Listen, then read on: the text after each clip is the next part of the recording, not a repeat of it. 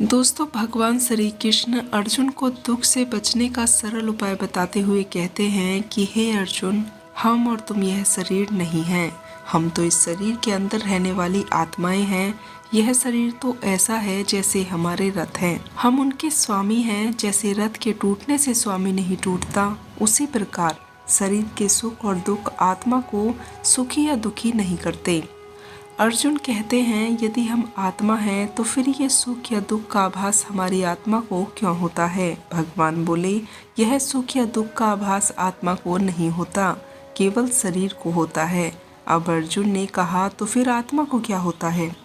भगवान बोले, आत्मा को कुछ नहीं होता, क्योंकि इसका होना या न होना, सुख या दुख, गर्मी या सर्दी, यह सब प्रकृति के नियम हैं। आत्मा तो अविनाशी परमात्मा का अंश है, इसलिए आत्मा प्रकृति की सीमा से बाहर है। आत्मा अनिश्चित है, मानवीय चेतना के चिंतन के घेरे में नहीं आती। अर्जुन, आत्मा पर प्राकृतिक और सृष्टि के नियम लागू ही नहीं होते, क्योंकि वे सृष्टि और प्रकृति दोनों की पहुंच से बाहर है।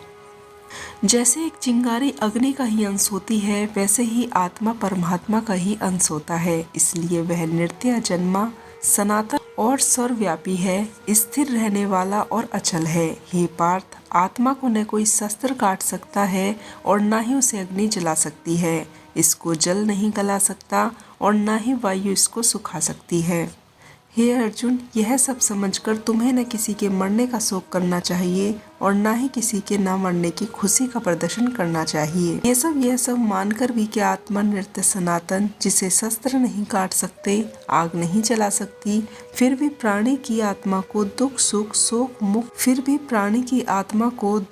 शोक खुशी, मान अपमान, पीड़ा और आनंद का एहसास क्यों होता है। हे पार्थ, मैंने पहले ही तुम्हें बताया है कि सुख दुख का आभास करना आत्मा का नहीं, शरीर का काम है। परंतु केशव, शरीर को दुख या कष्ट तभी होता है जब शरीर को कोई चोट लग जाए या उसका अंग कट जाए। जैसे शरीर आग में जल जाए, उससे जो कष्ट होता है वो तो शरीर का ही कष्ट है। परंतु मान हानि होने से जो दुख होता है या मान होने से जो आनंद आता है, उसमें तो शरीर को कोई चोट नहीं पहुंचती।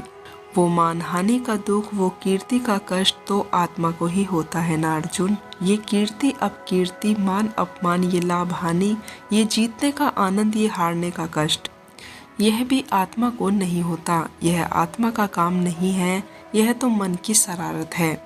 अर्जुन बोले, मन की शरारत, इसका क्या अर्थ है केशव। हे अर्जुन, प्राणी के शरीर का एक अदृश्य अंग है मन, जो दिखाई नहीं देता, परंतु वही सबसे शक्तिशाली हिस्सा है शरीर का।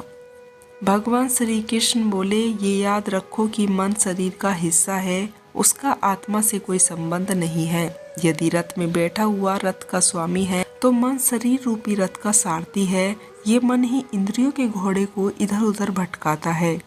कभी यौवन के आवेश में यही चंचल मन मनुष्य को इस भ्रम में डाल देता है कि वो सर्वशक्तिमान है, वो सब कुछ कर सकता है, वो यहाँ का राजा है, जिसके आगे हर कोई झुक जाने को विवश है और जिसे हर कोई प्रणाम करता है। जिस तरह दीपक की बाती को दीपक तले छुपा अंधेरा दिखाई नहीं देता, उसी तरह जवानी को उसके पीछे का छुपा हुआ बुढ़ापा और कमजोरी दिखाई नहीं देती। परंतु जब शरीर के दीपक में यौवन शक्ति का घी जल जल कर समाप्त हो जाता है और दीपक तले छुपा अंधेरा बढ़ने लगता है, तो मनुष्य घबराकर चिल्लाने लगता है कि मैं बीमार हूँ। यह रोने का नाटक भी मन ही करता है। दोस्तों, भगवान श्री कृष्ण अर्जुन से कहते हैं कि मनुष्य को घमंड में मंदिरा पिलाने वाला यह पाखंडी मन ही होता है। यह सब सुनकर अर्जुन ने कहा, वाह प्रभु वाह, आपकी जय हो। दोस्तों, इसी के साथ दुखों से बचने के भागवत गीता उपदेश यहीं समाप्त हुए। अगर आपको यह जानकारी पसंद आई हो तो चैनल से जुड़े रहने के लिए चैनल को सब्सक्राइब करें और मोटिवेट करने के लिए वीडियो को लाइक करें। तो दोस्तों, मिलती हूँ श्री कृष्ण उपदेशों के साथ। तब तक के लिए आप लोग अपना ध्यान रखें, खुश रहें। जय सनातन, जय श्री कृष्णा।